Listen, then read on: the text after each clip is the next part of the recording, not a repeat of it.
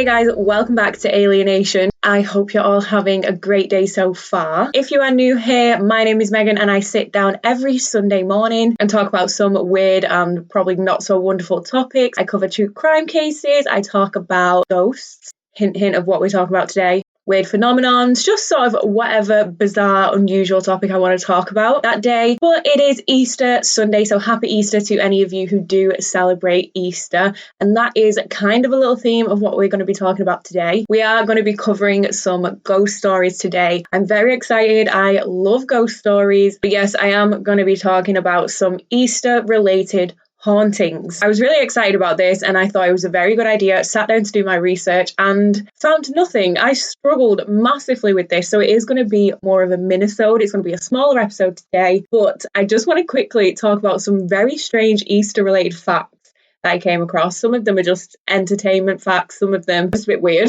So I'm just going to quickly run through some of those before I get into the hauntings. I do actually have 3 ghost-related hauntings I'm going to very, very quickly, briefly run over today. So let's just talk about some very strange Easter facts that stood out to me. Here in the UK, apparently, every child, so each child, receives an average of 8.8 Easter eggs on Easter Sunday. 8.8 Easter eggs. I thought we were spoiled growing up. We used to get a fair few and we used to do a little Easter egg hunt. My mum would leave us really hard clues and we'd have to go and find all these little goodies. But 8.8, that's nearly 9 Easter eggs.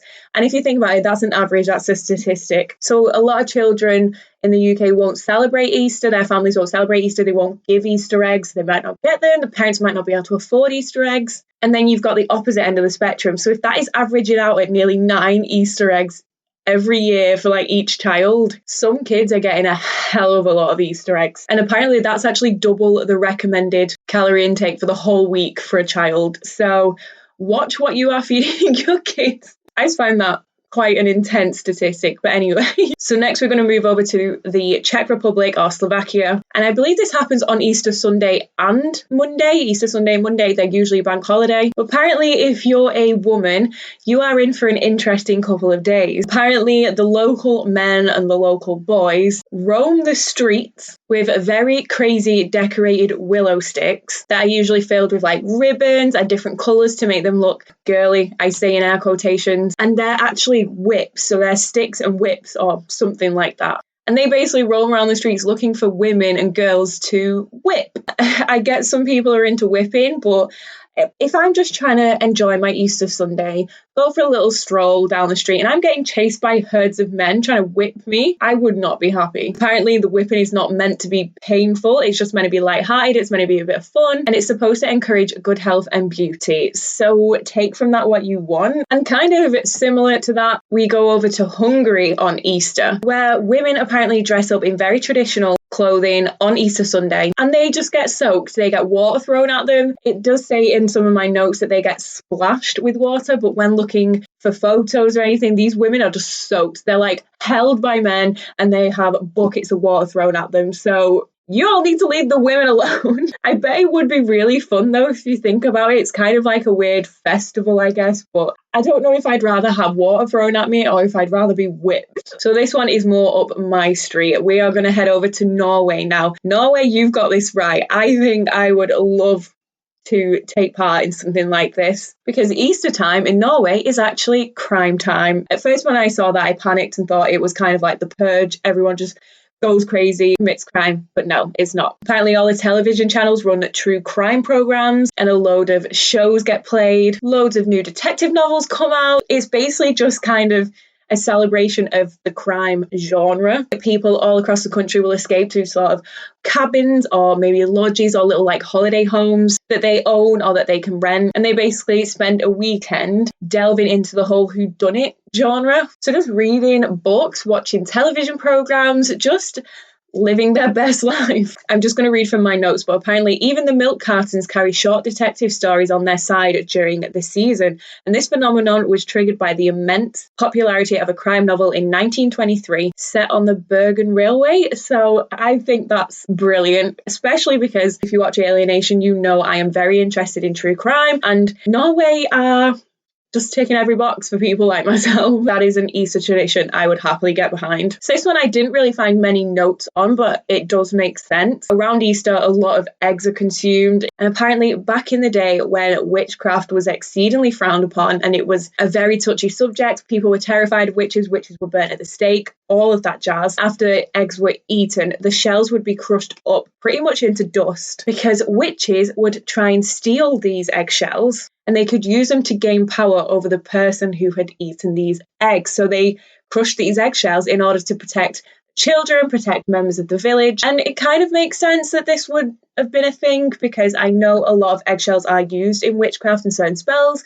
So again, another bizarre random little fact for you relating to Easter. Oh, an additional one, in Germany, on Good Friday, it is illegal to dance. I believe it's to dance in public, but it's illegal to dance on Good Friday. Random fact again. So if you are from any of these countries, please let me know if this is true. Please let me know if you partake in any of these traditions. I would be very, very interested to hear. I just wanted to share those random facts with you, but I'm going to be getting into some hauntings that I came across while doing some research. I did struggle massively to find detail on these specific hauntings. You'll have to let me know if you are watching on YouTube, comment down below. Have you ever had any haunting experiences, as in have you gone to a haunted location? I would love to hear. But our first haunted location is a local one. I do believe that Norfolk is where I live at the minute in the UK, is very, very haunted. Apparently there are a huge amount of haunted locations here. There's a lot of history here, there's a lot of old buildings, a lot of churches, so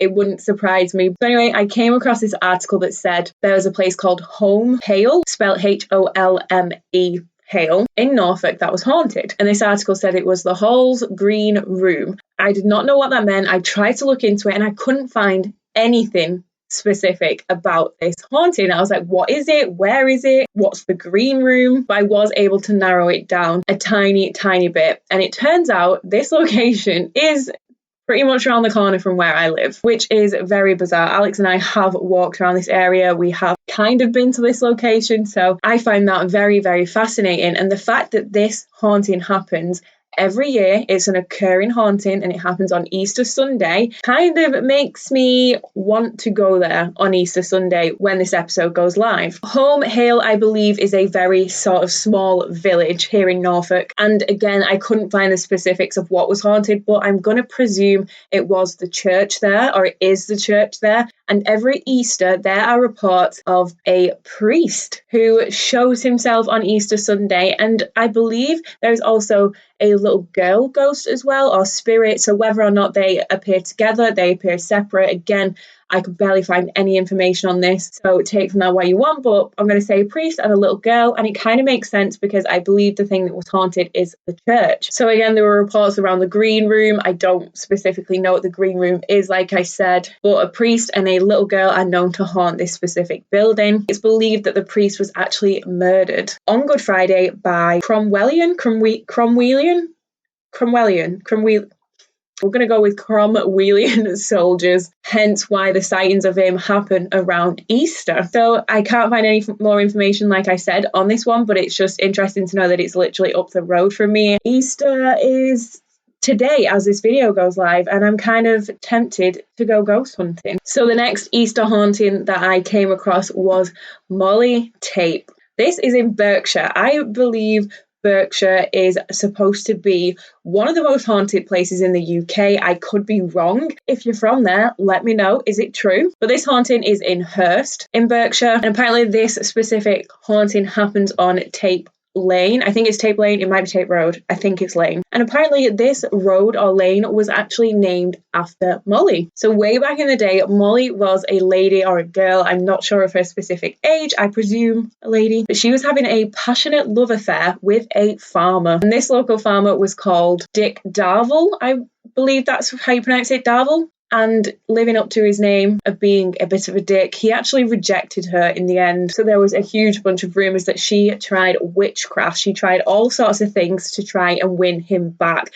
But unfortunately, it didn't work and he still rejected her. And unfortunately, on the 1st of May in 1770, she hung herself from a beech tree. There is a poem about this farmer. I'm not going to read it out. No one wants to hear me saying poetry. But the final line in this poem is, by moonlight and candlelight, we find the gallows tree. So like I said, she did unfortunately commit suicide. And this whole haunting and sighting reached the local news because in 1971, on Easter Day, it was reported by someone from the local, I don't know if it was a pub, a restaurant, or like an inn, but it was called the Castle. Someone from there reported a sighting of her, saying that she appeared to be drifting down the road, down the lane, as in her ghost was. And apparently she was scandalously clad, which basically means she wasn't wearing appropriate clothing. She didn't have much clothing on. And this apparently reoccurs each year on Easter. So again, I can't find much information on that. It is a tough one because it's kind of trying to prove these things. It's mostly just people's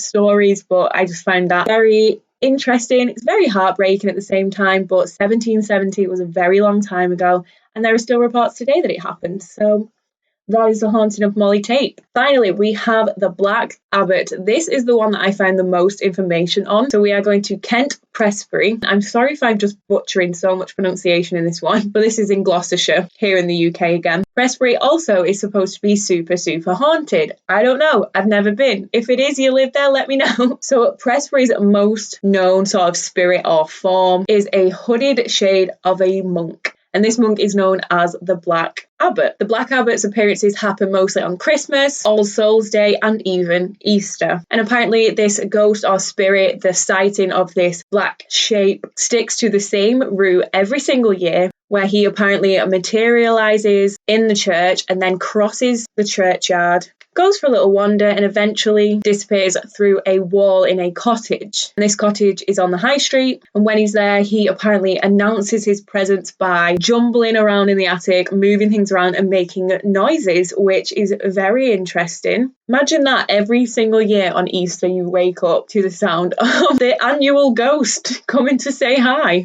The Black Abbot apparently used to haunt the church, and he used to walk the aisles in St. Mary's Church. But there are reports that it was actually exorcised, and after that he'd only appear in the churchyard. So they've tried to get rid of him, but he doesn't want to go anywhere. So more recently, in 1990, a Mr. Stafford actually was able to photograph some form of black figure, spirit, being, or whatever. So this was November the 22nd in 1990. Mr. Stafford's name is Derek. And he was photographing flood-lit gravestones. So obviously they had some form of lighting going on. I don't know if there was work being done there, but he took a photo of all the gravestones. And this was back when digital cameras or phone cameras weren't really a thing. So this was all on film. And if you are not familiar with film cameras, you have to send them off to be developed, or you have to develop them yourself. You can't just instantly see the image. So as he snapped this photo, he saw nothing at the time. But then when he got his developed photos back, you could see a mysterious dark figure in one of the photos. And this is believed to be the Black Abbot. Again, we don't really have any proof.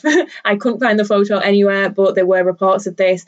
Again, I do find that very, very interesting. It is a tough one with today's technology because editing photos is so easy. Manipulating images, even manipulating film is very, very easy. So it is a tough one, but I do find ghostly photographs very, very fascinating. So that one did stand out to me a little bit. But that is everything for today. Like I said, it was just a very short minisode episode. I'm sorry there wasn't much more information. I really wanted to go a bit more in depth, but trying to find Easter hauntings and find a lot of information on them proved a lot more difficult than I thought. And again, it's a very tough subject because a lot of it is hearsay. A lot of it is basically just people's stories and their own versions of it. Stories get passed down to generation to generation. So they change over time, we don't really know, but those are just three little ones that I did find quite interesting. So to conclude, do I believe in ghosts?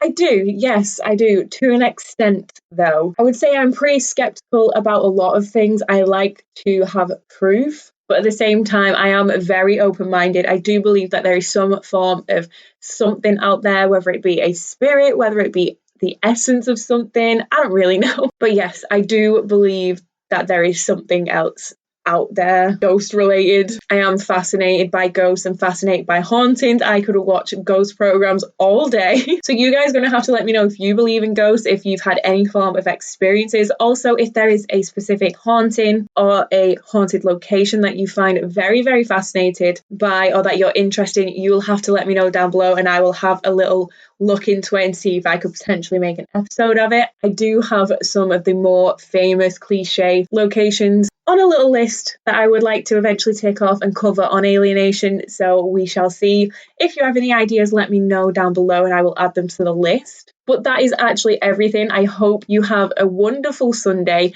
whether or not you celebrate Easter or not. I hope you have a great day. I hope that it's not surrounded by hauntings and ghosts, unless you really want that.